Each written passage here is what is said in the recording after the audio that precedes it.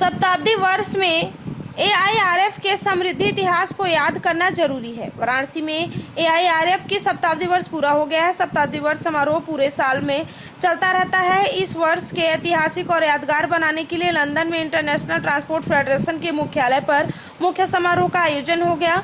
AIRF के महामंत्री Shiv Goyal Mishra, ITF उपाध्यक्ष राजा श्रीधर और एआईआरएफ की महिला कन्वीनर प्रवीणा सिंह की मौजूदगी में आईटीएफ के महासचिव स्टीफन कॉटन कार्यक्रम की शुरुआत करने के साथ ही एआईआरएफ शताब्दी वर्ष का खास लोगो लॉन्च करेंगे। इस अवसर पर रेल मंत्री Ashwini Vaishnaw, chairman board railway A K. Lohati भी शताब्दी समारोह में वर्चुअल माध्यम से जुड़ेंगे।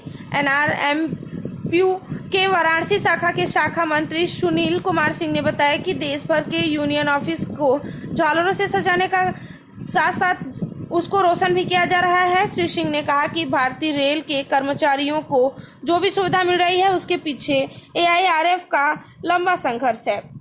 उसी दौरान उन्होंने बताया कि छोटी बड़ी कई यूनियन थी, सभी को कुछ न कुछ मुद्दों को लेकर आवाज उठाया करती थी। फेडरेशन के पहले अध्यक्ष राय साहब की आवाज को ब्रिटिश हुकूमत दबा दी थी। इसके परिणाम स्वरूप ही एआईआरएफ ने अपने गठन के साथ ही बिखरी हुई सभी यूनियन को एक मंच पर लाने का काम शुरू किया है। इतना ही नहीं, उस समय यूनियन के महासचिव रहे कामरेड मुकुंद लाल सरकार पर सैकड़ों मुकदमे तक दर्ज किए गए हैं। उनका उत्पीड़न भी हुआ है। हालत ये हो गई है कि कामरेड मुकुंद लाल का ज्यादातर जीवन जेल में ही बीता। साथ ही साथ आपको बताते चलें कि कामरेड सिंह ने बताया कि शताब्दी वर्ष में ओल्ड पेंशन स्कीम बहाली से रेलों के निजीकरण की लड़ाई को प्रमुखता से लड़ा जाएगा। उन्होंने एआईआरएफ के शताब्दी समारोह के उद्घाटन अवसर पर भी सभी यूनियन कार्यकर्ताओं व उनके परिजनों को विशेष रूप से बधाई दिया। वह आशा व्यक्त किया कि एआईआरएफ व उसमें संबद्ध यूनियनों के गौरवशाली इतिहास को वे और सुंदर बनाने में अपनी भूमिका अदा करेंगे।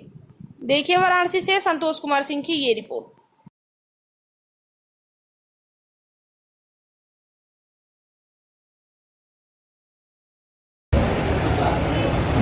हम साथी एसके सिंह जी जो हमारे संगठन के सहायक मंत्री हैं उनसे भी निवेदन करूंगा कि वो भी कुछ दो शब्द बोलने का काम आने का काम किए।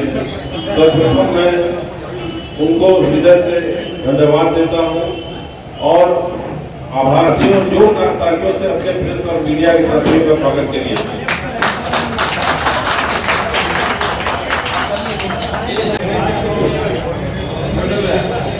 मैं डीके सिंह, लाइन शाखा के शाखा सचिव।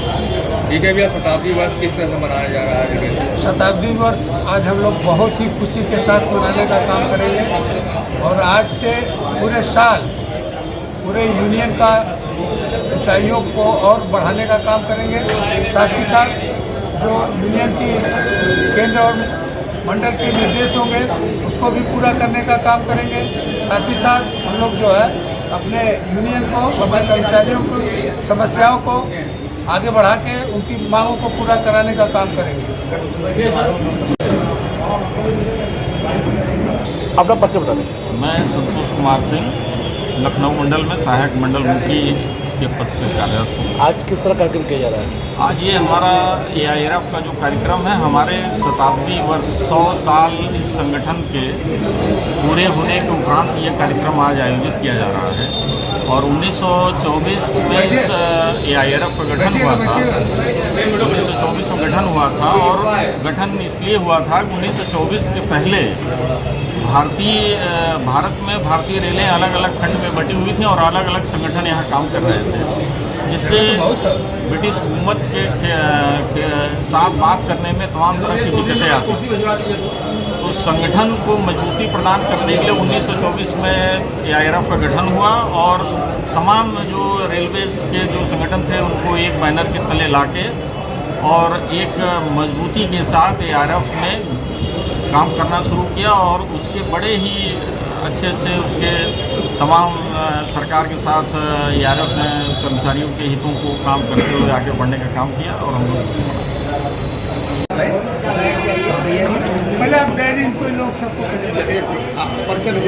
मैं सुनील कुमार सिंह, शाखा सचिव हूँ, नॉर्दर्न रेलवे मंत्री वाराणसी का।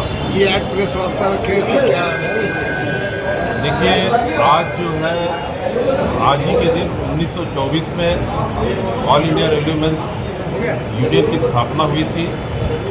आज हम लोग अपने 100वें वर्ष में प्रवेश कर रहे हैं। इसी उपलक्ष्य में पूरे भारत में आज जो है हम लोग ये उत्सव मना रहे हैं, जो कि बिना आप लोगों के उपस्थिति और साथ के नहीं हो पाता। तो ये जो है काम आज हम लोग कर रहे हैं। सुनील भाई, ये 100 वर्ष पूरे होने पर किस तरह का कार्यक्रम हो रहा है? ये पूरा वर्ष जो है all India railway men's federation ने पहले से ही तय किया हुआ था कि हम इस साल पूरे साल एक कार्यक्रम अपनी स्थापना पे अपने गौरवशाली जो इतिहास है हमारा, अंग्रेजों के ज़माने से हम लोग मजदूर हितों की लड़ाई को लड़ने का काम करते रहे हैं।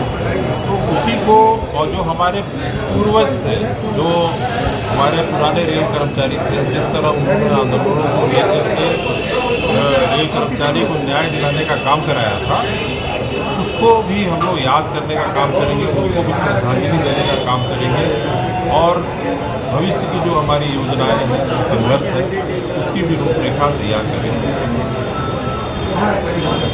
शताब्दी वर्ष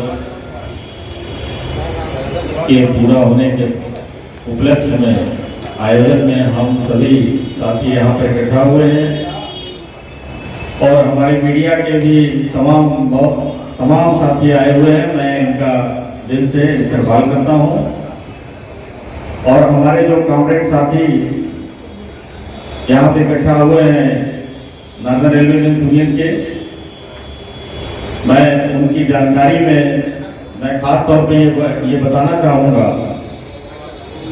कि all India railway men's federation नहीं होता तो साथियों आज हम यहाँ नहीं होते। 1946 की हड़ताल में all India railway men's federation ने एक प्रमुख मांग ब्रिटिश हुकूमत के सामने रखी थी, क्योंकि उस समय भारतीय रेल में कर्मचारियों का जो वेतन हुआ करता था वो गोरों और कालों के ऊपर डिपेंड हुआ करता था। गोरे इन दैट सेंस, मेरा कहने का मतलब है कि गोरे मतलब जो अंग्रेज हुआ करते थे और जो हम भारतीय हुआ करते थे, दोनों लोग समान पद पे काम करते थे। जैसे समझिए कि अगर हमारे यहाँ स्टेशन पर अगर स्टेशन मास्टर एक ब्रिटिश गवर्नमेंट अंग्रेज का सिपाही होता था, अंग्रेज होता था और एक भारतीय होता था, तो दोनों के वेतन में बहुत ही भारी अंतर हुआ करता था।